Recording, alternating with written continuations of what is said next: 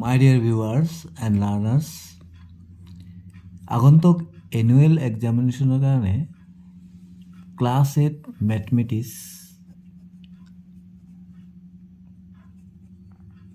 কিছুমান MCQ আলোচনা কৰা এই ভিডিঅ'ত হ'ব। ইয়াত 1 নম্বৰ প্ৰশ্নটো হৈছে দুটা অখণ্ড সংখ্যা P আৰু Q য'ত Q ইকুৱেল টু নট 0 মানে Qৰ মানটো 0 নহয় বাবে লিখিব পৰা পৰিমেয় সংখ্যাৰ আৰ্হিটো হ'ল আমি জানো এইটোৰ আৰ্হিটো কি P/Q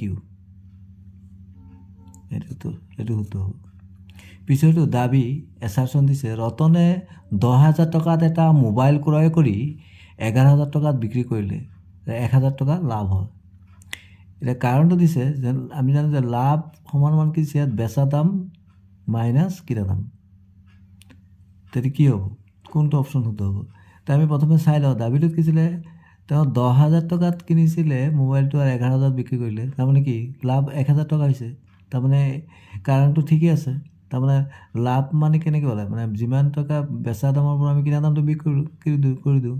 যেনেকৈ আমি ধৰি লোৱা হ'ল এটা বস্তু 10 টকাত কিনি 12 টকা বিক্ৰী কৰিলোঁ, তাৰমানে কি হ'ব বেচা দামৰ পৰা আমি কিনা দামটো বিয়োগ কৰিম, তেতিয়াহ'লে আমি কি পাই যাম লাভ পাই যাম। তাৰমানে শুদ্ধ দুইটাই শুদ্ধ। তাৰমানে কি এইটো কোনটো অপশ্যন শুদ্ধ হ'ব? এ আৰু আৰ দুইটাই শুদ্ধ আৰু আৰ এৰ সঠিক ব্যাখ্যা হয়, তাৰমানে এইটো শুদ্ধ হ'ব। এইকেইটা নাচালে হ'ব। তেতিয়া পিছৰটো এটা বৰ্গৰ কালি 225 বৰ্গ চেণ্টিমিটাৰ, বৰ্গটোৰ বাহুৰ দিশ কিমান হ'ব? বৰ্গটোৰ কাৰণে বৰ্গৰ কি থাকে? বৰ্গৰ বৈশিষ্ট্য হ'ল ইয়াৰ চাৰিডাল বাহু কি থাকে সমান থাকে আৰু প্ৰতিটো কোণ কিমানকৈ থাকে 90 ডিগ্ৰীকৈ থাকে। তো এটা বৰ্গৰ কালিটো দিছে কিমান 225 বৰ্গ চেণ্টিমিটাৰ। এতিয়া বৰ্গটোৰ বাহুৰ দিশ আমি জানো যে বৰ্গৰ কালিৰ সূত্ৰটো হ'ল বৰ্গৰ কালিৰ সূত্ৰটো হ'ল বাহু স্কোৱাৰ মানে বাহু পূৰণ বাহু। তেনেহ'লে আমি কি কৰিব পাৰোঁ? আমিতো উজুতি ওলাব লাগিব। তাৰমানে আমি বাহু যেতিয়া ওলাব যাম তাৰমানে কালিৰ কি বৰ্গমূল উলিয়াই দিলে হ'ল। কালিটোত আমি বৰ্গমূলটো উলিয়াই দিলে হ'ল। 225ৰ বৰ্গমূল কিমান 15। তাৰ উত্তৰটো কি হ'ব 15 চেণ্টিমিটাৰ। আমি কিদৰে উলিয়ালোঁ 225 আছে তো বৰ্গমূলটো আমি দুই ধৰণে ওলাব পাৰোঁ। আমি মৌলিক উৎপাদক উলিয়াই যেনেকৈ ইয়াত 225 আছে কি দি যাব 5 6 7 8 9 হৈছে 9 হ'লে তো 3ৰে বিভাজ্য, তাৰমানে এই সংখ্যাটো 3ৰে বিভাজ্য। 3 7 গুণ 21 1 15 3 5 গুণ 15 আকৌ 7 পাঁচে 12 মানে 12ক 3ৰে যায়, তাহলে 3 2 গুণ 6 3 5 গুণ 15 5 5 গুণ 25। আমি এযোৰৰ পৰা এটাকে ল'ব লাগে 3 আৰু এইযোৰৰ পৰা এটা 3 5 গুণ 15 এইদৰে ওলাইছে। পিছৰটো দিছে 0 0 বিন্দুৰ অৱস্থান হ'ল 0 0টো ক'ত থাকে? আমি যিটো এইটো হ'ল আমাৰ এইটো হ'ল অ' বিন্দু, এইটো হ'ল কি y ডেছ এক্সিছ, এইটো হ'ল x এক্সিছ মানে এইটো x অক্ষ বুলি কয়, এইটো y অক্ষ বুলি কয়। তো 0 0 ক'ত আছে? 0 0 ইয়াত আছে। তাৰমানে x অক্ষত আছে না y অক্ষত আছে না মূল বিন্দুত আছে? তাৰমানে কি মূল বিন্দুত আছে, মূল বিন্দুটিত আছে। পিছত এইটোতো পৰা 0 আমি জানো যে এইটোতো সূচকৰ ধৰ্ম এটা, এই যিকোনো সংখ্যাৰ যদি পাৱাৰটো 0 হয় তাৰ ভেলুটো কি হয় 1 হয়। তো ক'ত আছে 1 ইয়াত আছে।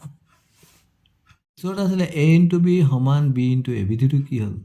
এইটো কি বিধি বুলি কয়? পূৰণৰ ক্ৰম বিনিময় বিধি। তাৰমানে উল্টাই গ'ল a × b হ'ল b × তাৰমানে 3 পূৰণ 4 কিমান হ'ব 12 হ'ব, আকৌ 4 পূৰণ 3 কিমান হ'ব একেই হ'ল সমান। এইটো কি বুলি কয় ক্ৰম বিনিময় বিধি। এইটো পূৰণৰ ক্ৰম বিনিময় বিধি, তাৰমানে এইটোৱেই হ'ব। তাৰপিছত দিছে 5 to the power -7 × 5 to the power -4 × 5 to the power 2 ইয়াৰ সূচকীয় ৰূপটো কিমান হ'ব? আমি কৈছোঁ 5 to the power -7 × 5 to the power -4 × 5 to the power 2। তো ইয়াৰ বেছটো একেই আছে, নহ'লে আমি কি কৰিব পাৰোঁ ফৰ্মুলা আমি জানো সূচকৰ ফৰ্মুলা ধৰ্ম। তো কি হ'ব -7 + -4 + 2। তো কিমান হ'ব এইটো -7 -4 কিমান হ'ব 7 4 11 আৰু +2 আছে তো 11 2 যদি প্লাছ হৈ যায় কিমান হ'ব -9 হ'ব মানে 5 to the power -9 এইটো হ'ব। এই কি ধৰিছে যেনেকৈ 7 4 11 তাৰমানে -11 হ'ল +2 এটা মাইনাছ এটা প্লাছ হ'লে ডাঙৰটোৰ পৰা সৰুটো বিয়োগ কৰিব লাগে আৰু ডাঙৰটোৰ আগত চাইনটো পঢ়াব লাগে তো 11 পৰা 2 গ'লে 9 আৰু ডাঙৰটোৰ আগত চাইনটো কি আছে মাইনাছ তাৰমানে এইটো ইয়াত আছে 14960000000 প্ৰামাণিক ৰূপটো তো আমি যদি দশমিকটো ইয়াত দিওঁ তেনেহ'লে কেইটা হেৰি হ'ব 1 2 3 4 5 6 7 8 9 10 তাৰমানে কি হ'ব 1.496 আৰু 10 টু দি পাৱাৰ কিমান হ'ব 10 এইটো শুদ্ধ হ'ব 1 2 3 4 5 6 7 8 9 10 ঠিক আছে ইয়াত দিছে এইটো সূচকৰ ধৰ্ম এটা দিছে m হৰণ থাকিলে কি হয় যদি বেছটো একে থাকে যেনে ইয়াতে আছে তেনেহ'লে কি হ'ব পাৱাৰটো মাইনাছ হয় আৰু পূৰণ থাকিলে পাৱাৰটো কি হয় প্লাছ হয় তো কি হ'ব যিটো হৰণ আছে মাইনাছ হ'ব তাৰমানে এইটো হ'ব এইটো m মাইনাছ n পিছৰটো এটা ৰম্বাছৰ কৰ্ণ দুডালৰ দিশ ক্ৰমে 6 চেণ্টিমিটাৰ আৰু 8 চেণ্টিমিটাৰ হ'লে ইয়াৰ কালি হ'ব আমি জানো যে ৰম্বাছৰ কালিৰ ফৰ্মুলা ৰম্বাছটো কেনেকৈ থাকে এনে থাকে ৰম্বাছটো এনেকৈ এই ধৰণে থাকে তাৰমানে কি ইয়াৰো চাৰিডাল বাহু সমান থাকে বৰ্গৰ নিচিনা কিন্তু কোণবিলাক সমকোণ নাথাকে তো ৰম্বাছৰ কালি কি ৰম্বাছৰ